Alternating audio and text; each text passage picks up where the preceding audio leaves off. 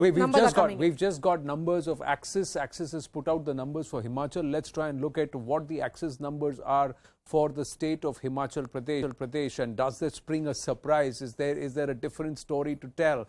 Here, the Axis Himachal is saying BJP 24 to 34, Congress 30 to 40. So this is the outlier compared to the other pollsters so far, which is actually giving the government to the Congress party, saying the Congress stands a chance. 0 to the AAP again, but others 4 to 8. So the first of the pollsters in Axis saying it's going to swing the other way, it's going to be Rivaj, and BJP is not going to form government. That's what it looks like. In fact, it's the only poll out of the 5 we put out.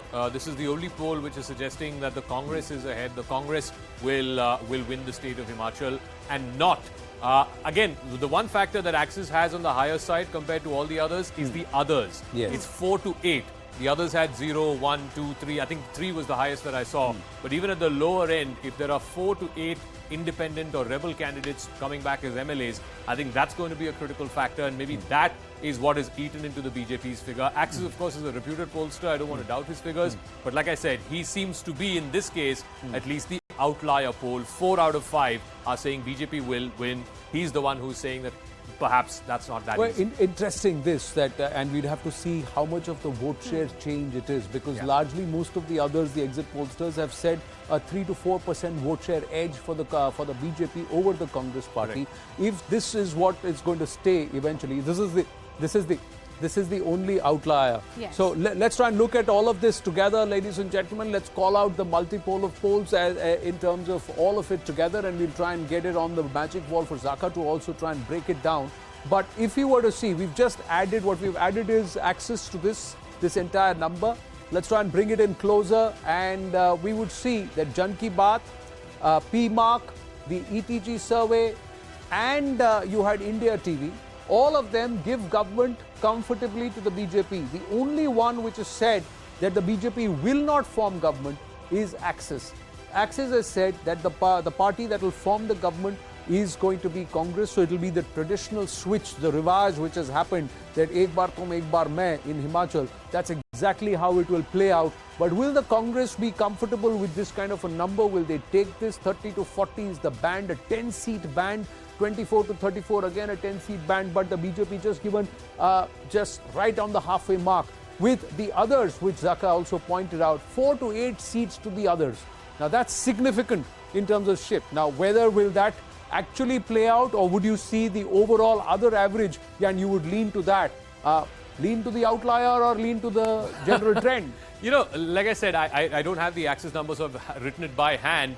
If you look at all of them, there are 5 surveys here of them. The lower end, like I said, for the BJP is 32. The higher end is 40. Almost all the surveys giving the higher end is 40.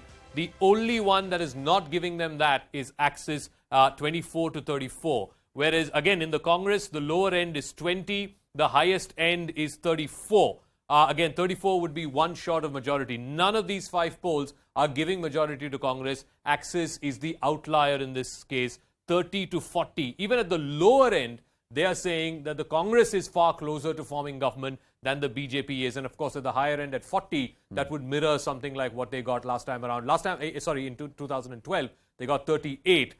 One critical factor, like I said, is this. This is where I think most pollsters will find it hard. If these 5 pollsters have got the others figure right, then chances are that the BJP will win. The BJP will be in a position to form government. If this number is wrong and Axis has got the others right, 4 to 8 rebels or independents winning and coming back, then that is what is hurting the BJP. At least that is what the Axis's number is. Whereas the other pollsters, I think, if they go wrong, this is where they would have gone wrong. And this would, of course, affect both the BJP and the Congress. So let's just signpost it and put it out there as breaking news, ladies and gentlemen. It's the first Himachal outlier that's coming, and the first Himachal outlier bucks the trend and doesn't say it's a runaway victory or a comfortable victory for the BJP. It actually says that it's the Congress which has got its nose ahead, and it's the Congress party which is actually in a better position to form government in Himachal once the result comes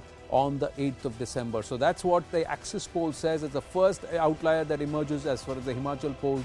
And it's the Election News Center breaking here at CNN News 18 that Axis My India gives Congress the edge in Himachal Pradesh. So that's the big one, only one, and not by a huge margin, both for the BJP and the Congress party. If you were to see, 40 is the breach. It's the top end. So no party so far is going beyond 40. Are there other pollsters who would actually want to give the BJP more seats? We'd have to see, because there are many pollsters still putting out the numbers. There are many who are still making claims. Some but are the rebels. Yeah. That the other number that Zaka was analyzing becomes very important, because if it is a 4 to 8 Zaka that Axis is talking about. No, which is why I keep going back to this figure. I mean, it was less than 10%. It was a sweep for the BJP last time around, because the others figure was less than 10%. If there are going to be between 4 to 8 rebels winning back as MLAs, then this figure will not be 9.5%. It will be closer to the 20% mark, which is what you saw in 2012 as well. When the Congress won, again, you remember that election also had a lot of rebels. Look at this figure. It's 18.63. It's closer to 20%. There were 6 who won between that range of 4 to 8. So I think that is what is very hard to predict in a small state, and which is where the pollsters got Uttarakhand also wrong. They said there will be a lot of rebels. Turned out there were no rebels. The vote share of the others was less than 10%. That's why the BJP swept. Let's see how this one plays out. I think it'll be a fascinating election to see. Like I said, I don't have the Axis number here. I had written it by hand. But all 5